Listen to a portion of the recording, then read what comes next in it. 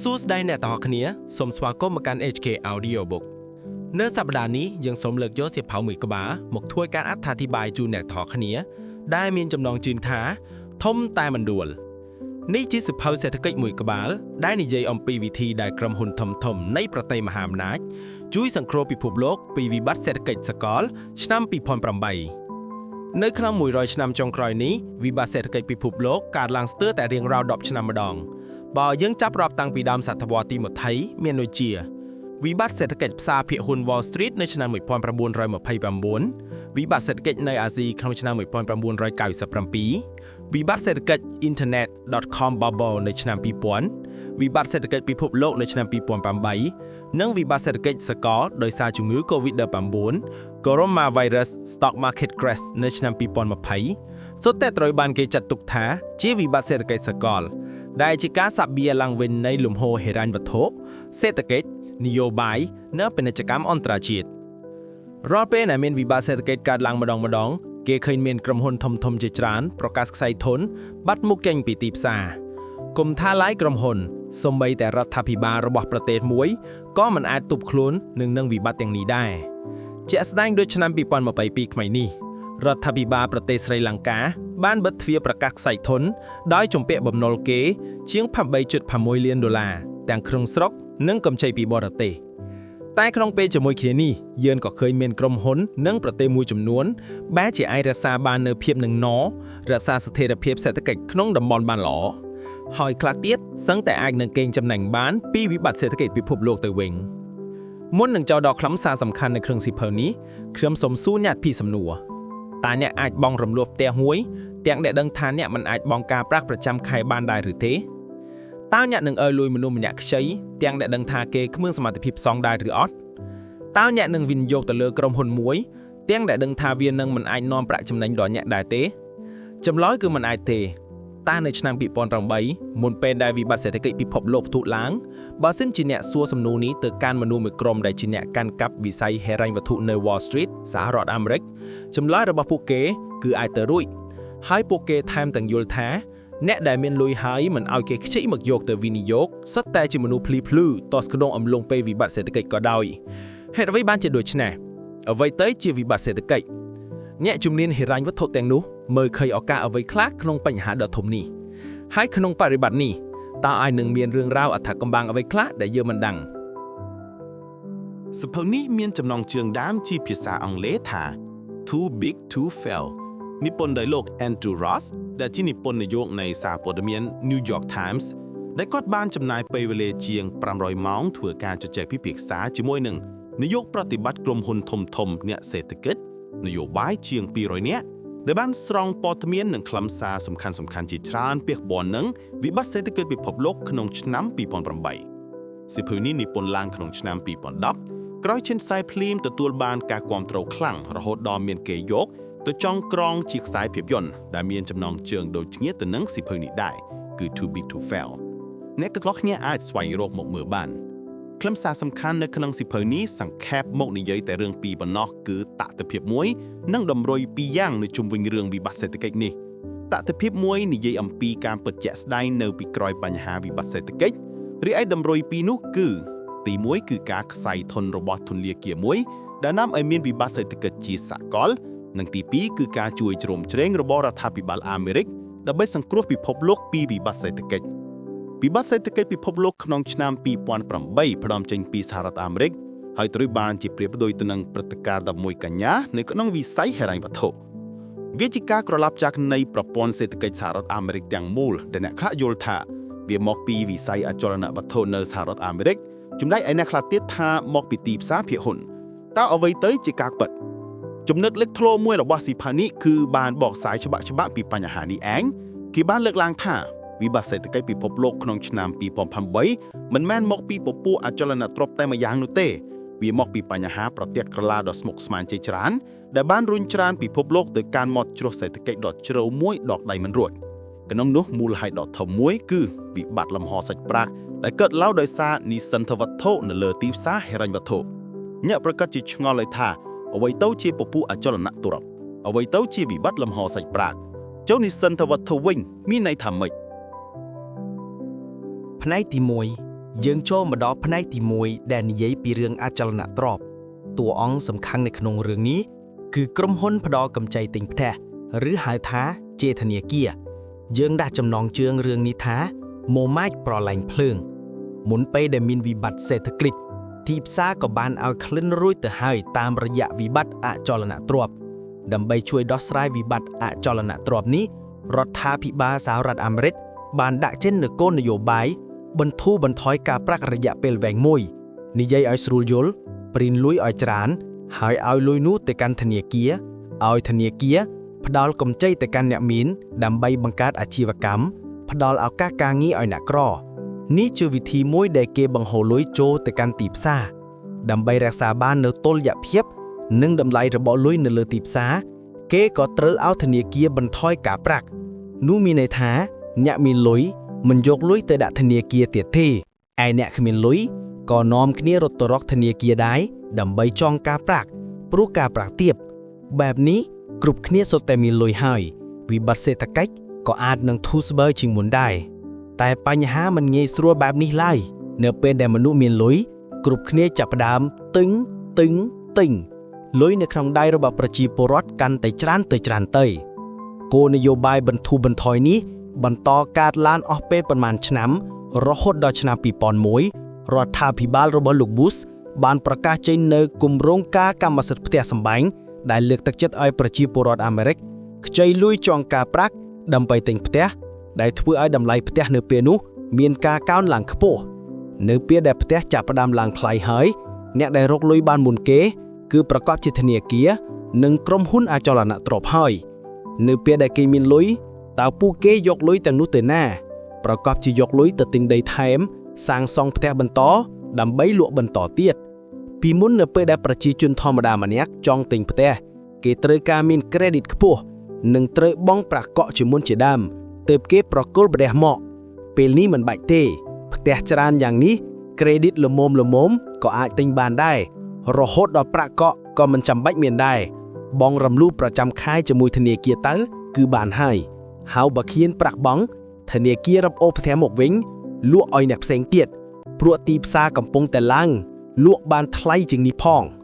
លក្ខខណ្ឌធូររលុងយ៉ាងនេះទៅហើយអ្នកណាក៏មិនអាចទប់ចិត្តបានដែរប្រកាសជាត្រូវប្រថុយទិញផ្ទះឲ្យបានមួយនឹងគេហើយថ្ងៃក្រោយគ្មានលុយបង់ធនាគារចាំគិតទៀតដល់ពេលជាក់ស្ដែងគ្មានប្រាក់បង់ធនាគារក៏ទៅរកក្រុមហ៊ុនចងការប្រាក់ក្រៅប្រព័ន្ធដើម្បីសងបំណុលប្រជាពលរដ្ឋនាំគ្នាធ្វើបែបនេះកាន់តែច្រើនទៅក្រុមហ៊ុនចងការប្រាក់ក្រៅប្រព័ន្ធមានវត្តមានកាន់តែច្រើនឡើងនៅលើទីផ្សារតម្លៃផ្ទះត្រូវបានគេលក់តពីដៃមួយទៅដៃមួយតម្លៃកើនឡើងគ្មានហេតុផលបែបនេះហើយដែលធ្វើឲ្យកើតជាពពុះហិរញ្ញវត្ថុធនាគារនិងក្រុមហ៊ុនអភិវឌ្ឍអចលនទ្រព្យគិតបែបនេះក៏មិនខុសដែរលក់ផ្ទះដើម្បីយកលំហូរសាច់ការទៅធ្វើផ្ទះលក់បន្តជាជំរឿដ៏ត្រឹមត្រូវមួយតែតម្លៃមិនអាចឡើងរហូតទេប្រកាសជាមានពេលមួយត្រូវធ្វើថ្លៃចំនួនមនុស្សក៏មិនកើនឡើងភ្លាមដែរការផ្គត់ផ្គង់នៅលើទីផ្សារច្រើនជាងតម្រូវការខ្លាំងធ្វើឲ្យផ្ទះជាច្រើនលក់ឡើងចេញតម្លៃក៏ធ្លាក់ចុះមកវិញចំណែកឯអ្នកខ្ចីលុយពីធនាគារឃើញតម្លៃផ្ទះធ្លាក់ចុះបែបនេះក៏លែងចង់បង់ការប្រាក់បន្តទៀតដែរនេះជារឿងទី1យើងមកមើលរឿងទី2វិញម្ដងតួអង្គសំខាន់គឺក្រុមហ៊ុនវិនិយោគយើងឲ្យចំណងជើងរឿងនេះថាជីកដីកប់ខ្លួនឯងក្រុមហ៊ុនវិនិយោគសំដៅទៅលើក្រុមហ៊ុនហិរញ្ញវត្ថុដែលចាត់ចែងប្រាក់វិនិយោគជំនួសគេដែលយើងអាចន័យបានថាជាក្រុមហ៊ុនគ្រប់គ្រងមូលធនក្រុមហ៊ុនគ្រប់គ្រងមូលធនដើរតួស្រដៀងគ្នានឹងធនាគារដែរតែគេប្រើវិធីសាស្ត្រនិងតាក់ទិកផ្សេងគ្នាដើម្បីបង្វិលសាច់ប្រាក់ពីកន្លែងមួយទៅកន្លែងមួយហើយទទួលបានមកវិញនូវកម្រៃពីថ្លៃសេវាកម្មនិងការបែងចែកប្រាក់ចំណេញក្រុមហ៊ុនប្រភេទនេះពូកែខាងបង្កើតផលិតផលហិរញ្ញវត្ថុមួយចំនួនដូចជាភាគហ៊ុនមូលបត្របំណុលជាដើមនៅលើផ្សារមូលបត្រដើម្បីឲ្យគេទិញលក់ផលិតផលទាំងនេះគេហៅថានិសន្តវត្ថុក្រុមហ៊ុនគ្រប់គ្រងមូលធនទាំងនោះពេលខ្លះជាធនាគារខ្លួនឯងតែម្ដងក្រុមហ៊ុនគ្រប់គ្រងមូលធននិងធនាគារធំទាំង5នៅពេលនោះរាប់ពីធំទៅតូចមានដូចជាធនាគារ Goldman Sachs ធនាគារ Morgan Stanley ក្រុមហ៊ុន Merrill Lynch ធនាគារ Lehman Brothers និងធនាគារវិនិយោគ Bear Stearns ធនាគារទាំងប៉ុន្មាននេះហើយជាមនុស្សដែលរដ្ឋាភិបាលសហរដ្ឋអាមេរិកហានទៅឲ្យលុយដើម្បីដាក់កម្ចីទៅកាន់អ្នកមានធនធានដែលយើងនិយាយពីខាងដើមនោះឯង ក្នុងនោះក៏មាន JP Morgan និង City Group ផងដែរ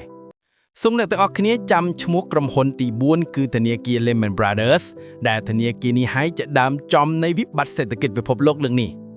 ធនាគារនិងស្ថាប័នហិរញ្ញវត្ថុទាំងនេះសម្លឹងឃើញឱកាសនៅក្នុងពេលវិបត្តិសេដ្ឋកិច្ចតាំងពីចាប់ផ្ដើមដំបូងមកម្លេះ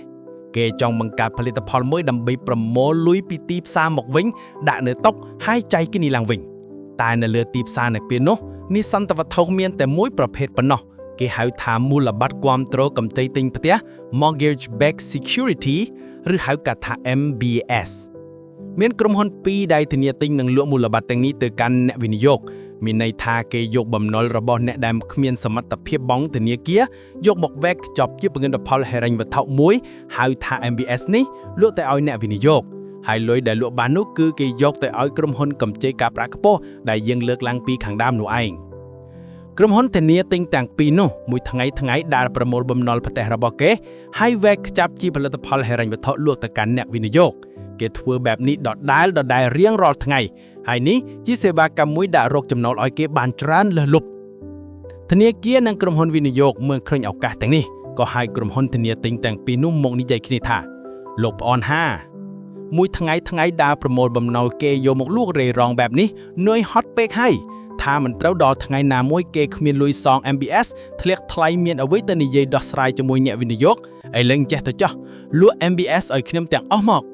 និយាយត្រូវគ្នាធនាគារនិងក្រុមហ៊ុនធានាទិញទាំងពីរបានចូលដៃគ្នាយកបំណុលប្រជាជនបង្វិលចុះបង្វិលឡើងបង្កើតបានជាផលិតផលហិរញ្ញវត្ថុមួយទៀតដែលគេហៅថា Collateralized Debt Obligation ឬហៅកាត់ថា CDO ឈ្មោះខុសគ្នាមែនតែជារបស់តែមួយគ្រាន់តែកែច្នៃបន្តិចប៉ុណ្ណោះតែឈ្មោះក្រោយនេះកាន់តែធ្វើឲ្យមនុស្សខ្លាចរអាធនាគារទាំងនោះហេតុអ្វីក៏អន្ទះសារចង់បាន MBS ពីដៃក្រុមហ៊ុនធានាទិញខ្លាំងម្ល៉េះនេះក៏ដោយសារតែគេមើលឃើញចំណេញខ្ពស់ជាងនេះចំណេញបែបណាទៅយើងមកមើលយុទ្ធសាស្ត្ររបស់គេយុទ្ធសាស្ត្រទី1យើងហៅថាយុទ្ធសាស្ត្រកំបាំងមេឃយុទ្ធសាស្ត្រទី2គឺយុទ្ធសាស្ត្រស្រូបកម្លាំងធាតុយុទ្ធសាស្ត្រកំបាំងមេឃរបស់គេគឺក្រោយពេលដែលគេយកបាន MBS មកលងដៃហើយគេប្រើមធ្យោបាយកែច្នៃបិទបាំងវាឲ្យមើលទៅមានហានិភ័យទាបជាងមុនតែផលចំណេញនៅតែខ្ពស់ដដែលនៅពេលដែលគេកែច្នៃហើយគេយកវាច្រកទៅក្នុងថង់មួយទៀតដែលគេហៅថា CDO នេះឯងផលិតផលថ្មីនេះមើលទៅហានិភ័យទាបចំណេញខ្ពស់អ្នកណាក៏ចង់ទិញដែរទី2យុទ្ធសាស្ត្រស្រូបកម្លាំងធាតុមានន័យថាលុយដែលធនាគារទាំងនោះយកមកទិញ MBS គឺបានមកពីអ្នកដទៃដែរទេដែលអ្នកទាំងនោះយើងហៅគាត់ថាម្ចាស់បំណុលទាំងនោះមានតាំងពីមហាសេដ្ឋីក្រាក់ក្រុមហ៊ុនធំរហូតដល់ជាប្រទេសមួយដែលក្នុងនោះក៏មានចិននិងរុស្ស៊ីដែរផលិតផលថ្មីនេះធ្វើឲ្យធនាគារទាំងនោះរកប្រាក់បានមិនតិចឡើយ MBS CDO CDS ទាំងនេះហើយដែលគេហៅថានិសន្តវត្ថុធនាគារប្រើប្រាស់ឧបករណ៍នេះតបទប់ម្ចាស់បំណុលអ្នកវិនិយោគក្រុមហ៊ុនគ្រប់គ្រងមូលធនក្រុមហ៊ុនធានាទិញនិងក្រុមហ៊ុនធានារ៉ាប់រងជាដើមឲ្យមកជីកនៅលើទូកតែមួយពីមុនម្នាក់រកស៊ីផ្សេងគ្នាតែពេលនេះរស់ទាំងអស់គ្នាស្លាប់ទាំងអស់គ្នាម្នាក់គ្មានអ្វីក្រៅពីសម្លឹងមើលតម្លៃអចលនទ្រព្យឡើងថ្លៃដើម្បីខ្លួនអាចដកយកមួយចំណែកមកចែកគ្នានោះទេពេលនោះហានិភ័យមិនមែននៅលើខ្លួនអ្នកណាម្នាក់តែឯងទៀតនោះទេគឺវានៅលើទីផ្សារហិរញ្ញវត្ថុទាំងមូលពីមុនក្រុមហ៊ុនគ្រប់គ្រងមូលធនលេងល្បែងមួយម៉ាច់ប្រឡែងភ្លើងពេលនេះគ្រប់គ្នារួមដៃគ្នាជីកដីកប់ខ្លួនឯងទៅវិញរឿងទី2ចប់ត្រឹមប៉ុណ្ណេះយឺនមកមើលរឿងទី3តួអង្គសំខាន់ក្នុងរឿងនេះគឺមនុស្សគ្រប់គ្នាចំណងជើងរឿងនេះគឺលុយគឺជាស្ដាត់នៅក្នុងផ្នែកនេះយឺនមកនិយាយពីវិបត្តិលំហូរសាច់ប្រាក់មានន័យថានៅក្នុងទីផ្សារគ្មានលុយទៀតទេចោលលុយទៅណាអត់ទៅគឺគ្រប់គ្នាមានលុយយកទៅលាក់អស់ហើយបាតុករនេះកើតឡើងនៅពេលដែលមានវិបត្តិសេដ្ឋកិច្ចកើតឡើងមនុស្សគិតថាពេលវិបត្តិសេដ្ឋកិច្ចកើតឡើងលុយសំខាន់ជាងអ្វីៗទាំងអស់ពេលនោះមិនខ្វល់ថាអ្នកណាមានទ្រព្យជាដីផ្ទះភាគហ៊ុនឬមូលបត្របំណុលអ្វីនោះទេនៅចំពោះវិបត្តិសេដ្ឋកិច្ចរបស់ទាំងនេះគ្មានតម្លៃស្មើលុយសុទ្ធនៅក្នុងខ្លួននោះទេព្រោះលុយរដ្ឋាភិបាលជាអ្នកបោះដរាបណារដ្ឋាភិបាលមិនដួលរលំលុយនៅជារបបដ៏មានតម្លៃជាងគេជានិច្ចចំពោះទីផ្សារហិរញ្ញវត្ថុនៅពេលដែលមានវិបត្តិលំហូរសាច់ប្រាក់កើតឡើងវាជារឿងដ៏គ្រោះថ្នាក់បំផុតគ្រប់គ្នានាំគ្នាក្តោបលុយទុកនៅក្នុងដៃមិនហ៊ានចាយមិនហ៊ានវិនិយោគឡើយបើនិយាយចំពោះទីផ្សារទាំងមូលវាមានខុសពីមនុស្សស្លាប់បេះដូងឡើងដើរគ្មានចរាចរណ៍ឈាមនោះទេនៅពេលដែលគ្រប់គ្នាស្រូបលុយចេញពីទីផ្សារអស់ប្រព័ន្ធហិរញ្ញវត្ថុទាំងមូលចាប់ផ្ដើមលែងដំណើរការ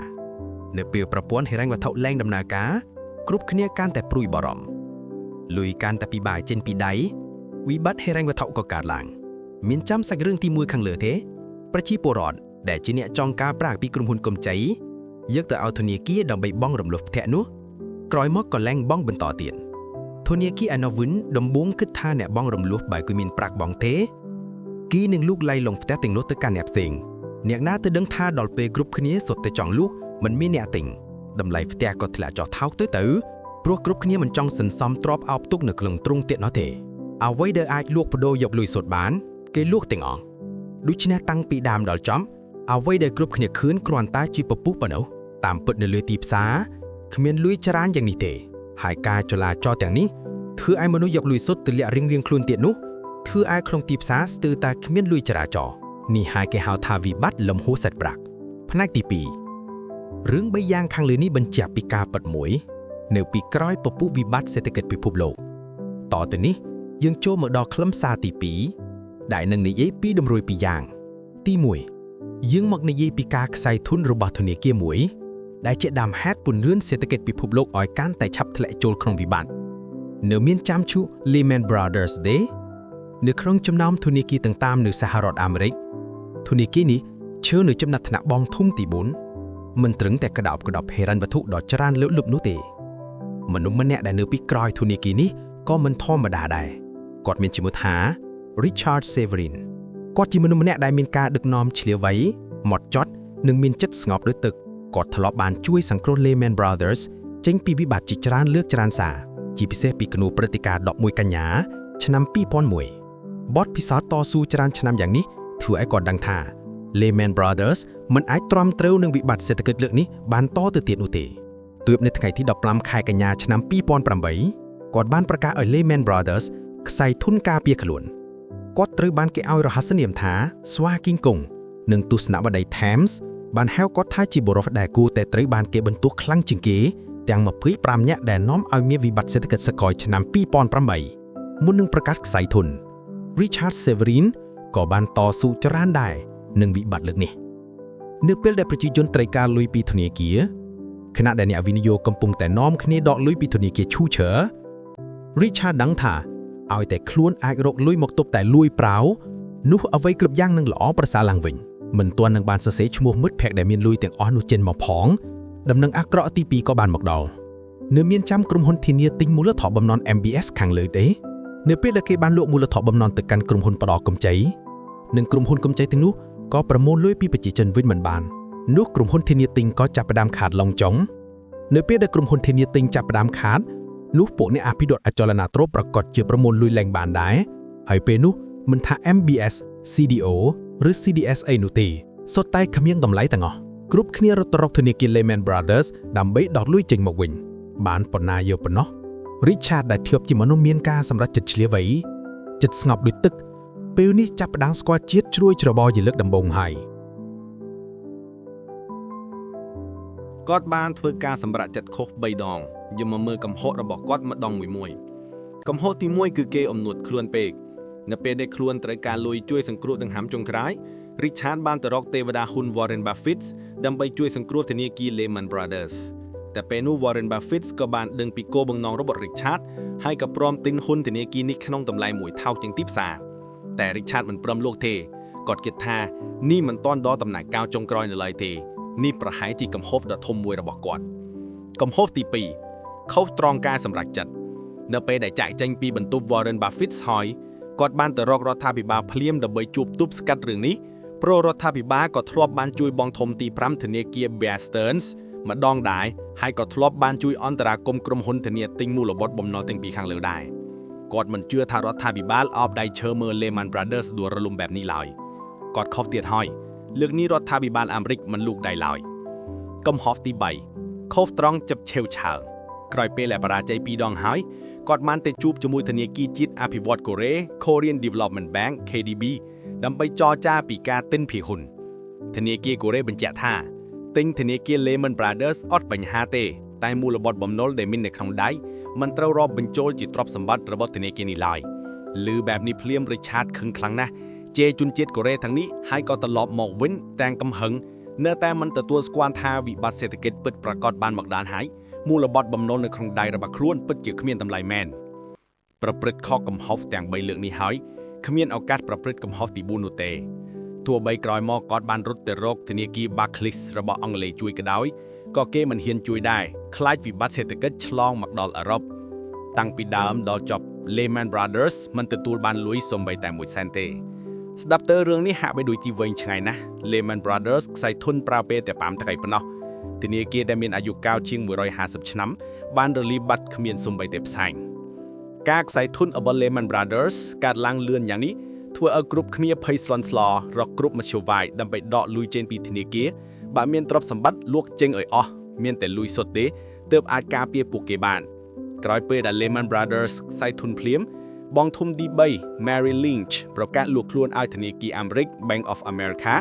នៅសល់តែបងធំទី1 Goldman Sachs និងបងធំទី2 Morgan Stanley សល់តែនឹងហើយទឹកនៅមិនទាន់ចប់ទេនៅមានចាំទេអ្នកដែលជីខ្លងទូកតែមួយនៅមានក្រុមហ៊ុនធានារ៉ាប់រងមួយទៀតហើយអ្នកដែលសួយជាងគេជាមិនយ៉ាងណាក្រៅពី AIG ឡើយនៅពេលដែលទីផ្សារកំពុងតែរីកលឿនល្អ AIG បានផ្ដល់ធានារ៉ាប់រងទៅកាន់អតិថិជនច្រើនជាងគេចំណូលក៏សន្ធឹកសន្ធាប់ដែរតែនៅពេលសេដ្ឋកិច្ចផ្ដាំធូរវិបត្តិគ្រប់គ្នាមករកក្រុមហ៊ុនធានារ៉ាប់រងឲ្យធីសងពេលនោះ AIG លួចខ្លួនទាំងមូលសងគេមិនគ្រប់ផងអ្នករងគ្រោះបន្ទាប់គឺក្រុមហ៊ុនផលិតរថយន្ត General Motors របស់យានីឯងធ្វើឡានសឹកសុកហេតុអ្វីក៏មករងគ្រោះដែរគឺមកពីគេដកលុយយកមកទិញមូលវត្ថុបំណុលនេះឯងនេះហើយជាមូលហេតុដ៏ប្រទះក្រឡាគ្នាដែលធ្វើឲ្យពន្លឿនឲ្យពិភពលោកជួបវិបត្តិសេដ្ឋកិច្ចសកលទូបមួយនេះចុងក្រោយក៏លិចបាត់អ្នកខ្លះក៏លងលិចបាត់ស្រមោលអ្នកខ្លះក៏ខំស្វះស្វែងរកកម្លាំងរក្សាជីវិតមកដល់សប្តាហ៍ថ្ងៃផ្នែកទី3សូមសួរត្រឡប់មកវិញថាហេតុអ្វីបានជារដ្ឋាភិបាលអាមេរិកអោបដៃឈរមើល Lehman Brothers ខ្សែធនបែបនេះយើងចូលមកបកស្រាយរឿងនេះនៅក្នុងផ្នែកទី3នេះដែលនឹងនិយាយពីអន្តរាគមន៍របស់រដ្ឋាភិបាលដើម្បីជួយស្រោចស្រង់សេដ្ឋកិច្ចចេញពីវិបត្តិយើងមកស្គាល់មនុស្សសំខាន់ម្នាក់ដែលនៅពីក្រោយការជួយជ្រោមជ្រែងនេះគឺលោក Henry Paulson គាត់គឺជាលេខាធិការរដ្ឋាភិបាលជាតិសហរដ្ឋអាមេរិករបស់រដ្ឋាភិបាលលោក Bush ហើយក៏ជាអគ្គនាយកនិងជាប្រធានក្រុមប្រឹក្សាភិបាលធនាគារធំបំផុតទី1 Goldman Sachs ផងដែរម្នាក់នេះគឺជាកំពូលមនុស្សតែមួយគ្មានពីរលើលោកហើយនៅ Wall Street ប្រព័ន្ធហិរញ្ញវត្ថុសហរដ្ឋអាមេរិកទាំងមូលស្ថិតនៅទាំងដៃរបស់គាត់ហើយគាត់នេះហើយដែលជាអ្នកបដិសេធមិនជួយសង្គ្រោះ Lehman Brothers ពីការខ្សែធនត្រូវដឹងថា Henry Paulson ជាអ្នកនយោបាយផងជាអ្នកសេដ្ឋកិច្ចផងរាល់ការសម្រេចចិត្តទាំងអស់របស់គាត់ត្រូវតែមានផលប្រយោជន៍ទាំងសងខាងទាំងផ្នែកសេដ្ឋកិច្ចនិងទាំងផ្នែកនយោបាយចំពោះបញ្ហាលើកនេះកើតឡើងដោយសារតែ Lehman Brothers លុបលុនហួសហេតុពេករួមដៃគ្នាជាមួយភាគីពាក់ព័ន្ធពេលទទួលបានផលចំណេញនាំគ្នាសម្ងំស្កាត់ឈឹងដល់ពេលជួបបញ្ហាមករករដ្ឋាភិបាលឲ្យជួយបើសិនជារដ្ឋាភិបាលលូកដៃជួយ Lehman Brothers នៅពេលនេះมันខុសអ្វីពីប្រកាសមេក្រូប្រាប់គ្រប់គ្នានៅ Wall Street ថាទាំងអស់គ្នាចង់ធ្វើអ្វីធ្វើទៅមានបញ្ហាទុកឲ្យខ្ញុំជាអ្នកចេញមកដោះស្រាយនោះទេនិយាយពីផ្នែកនយោបាយវិញនៃសហរដ្ឋអាមេរិករហូតមកមានតែបកពីរទេគឺបកប្រជាធិបតេយ្យនិងបកសាធារណរដ្ឋបកសាធារណរដ្ឋមិនសូវជាចូលចិត្តលូកដៃក្នុងទីផ្សារប៉ុន្មានទេគេគាំទ្រឲ្យមានទីផ្សារសេរីមិនសូវរវីរវល់នឹងសេដ្ឋកិច្ចក្រៅប្រព័ន្ធប៉ុន្មានឡើយចំណែកឯបកប្រជាធិបតេយ្យវិញចូលចិត្តលូកដៃចូលក្នុងទីផ្សារជារឿយៗទាំង George W. Bush និង Henry Paulson សុទ្ធតែជាសមាជិករបស់បកសាធារណរដ្ឋដូច្នេះគាត់មិនសូវជាចង់រវីរវល់នឹងសេដ្ឋកិច្ចទីផ្សារសេរីឡើយម្យ៉ាងវិញទៀតឆ្នាំ2008ជាពេលដែលត្រីបោះឆ្នោតជ្រើសតាំងប្រធានាធិបតីថ្មីបើសិនជាពេលនេះជួយហៅធ្វើឲ្យទីផ្សារកាន់តែច្របូកច្របល់នោះអាណត្តិនេះប្រកាសជាធ្លាក់សន្លឹកឆ្នោតហើយតែអ្វីដែលធ្វើឲ្យ Henry Paulson ភ្ញាក់ផ្អើលនោះគឺក្រុមហ៊ុនធានារ៉ាប់រង AIG ទៅវិញទេពីដើមយើងបានលើកឡើងហើយ AIG ក៏ជាម្នាក់ដែលជីកទូកជាមួយនឹងធនាគារផ្សេងៗដែរហើយលទ្ធផលរបស់គេនៅថៃនេះក៏ដោយសារតែភាពលោភលន់មិនគិតពីហានិភ័យរបស់គេដែរតែ AIG ខុសពី Lehman Brothers គេជាក្រុមហ៊ុនធានារ៉ាប់រងដែលធំជាងគេគ្រប់គ្រងទៅលើការធានារ៉ាប់រងគ្រប់ប្រភេទតាំងពីប្រាក់សោនិវត្តន៍របស់គ្រូបង្រៀនធានារ៉ាប់រងសុខភាពរបស់ប្រជាជនអាមេរិកទាំងមូលការដួលរលំរបស់គេគឺសុទ្ធតែប៉ះពាល់ធ្ងន់ធ្ងរដល់សហរដ្ឋអាមេរិកទាំងមូលគេធំខ្លាំងណាស់រហូតដល់ថ្នាក់រដ្ឋាភិបាលមិនអាចអនុញ្ញាតឲ្យគេដួលបាននោះទេបើគេដួលរដ្ឋាភិបាលទាំងមូលក៏រង្គោះរង្គៀដែរហើយនេះហើយបានជាសភៅនេះគេឲ្យចំណងជើងថាធំតែមិនដួលហើយតួអង្គសំខាន់ជាងគេនៅក្នុងសភៅនេះចុងក្រោយបែរជាក្រុមហ៊ុនធានារ៉ាប់រង AIG នេះទៅវិញ ตามตัวเลขគេបានឲ្យដឹងថា5ថ្ងៃក្រោយពេលដែល Henry Paulson បដិសេធមិនជួយសង្គ្រោះ Lehman Brothers រដ្ឋាភិបាលអាមេរិកបានចំណាយ$85ដើម្បីជួយសង្គ្រោះ AIG ឲ្យរករៀនឡើងវិញរហូតមកដល់សប្តាហ៍នេះមុននឹងហើយ Henry Paulson ស្នើសុំប្រាក់ដ៏ធំសន្ធឹកសន្ធាប់រហូតដល់$700,000ដើម្បីសង្គ្រោះសហរដ្ឋអាមេរិកចេញពីវិបត្តិលើកនេះគ្រាន់តែឮចំនួននេះសមាជិកសភាអាមេរិកនាំគ្នាស្រឡាំងកាំងអស់ទៅហើយទ្រង់ថានេះជាទឹកប្រាក់ដ៏ច្រើនបំផុតមិនធ្លាប់មានឡើយពីមុនមកតែចុងក្រោយការតស៊ូរបស់ Henry Paulson បានសម្រេចរដ្ឋាភិបាលលោក Bush ស៊ីញ៉េសែក$700,000ឲ្យទៅ Henry Paulson គម្រោងការជួយសង្គ្រោះសេដ្ឋកិច្ចពិភពលោកបានទទួលជោគជ័យត្រូវបានគេចារទុកនៅក្នុងប្រវត្តិសាស្ត្រដោយបន្សល់ទុកនៅពាក្យមួយម៉ាត់ថា Main Street took the fall Wall Street got the check ខាងលើគឺជាខ្លឹមសារសំខាន់សង្ខេបចេញពីសៀវភៅ Too Big to Fail អរគុណចំពោះការតាមដានស្ដាប់របស់អ្នកទាំងអស់គ្នាសូមអបអរសាទរអ្នកបានស្ដាប់ចប់សៀវភៅមួយក្បាលទៀតហើយ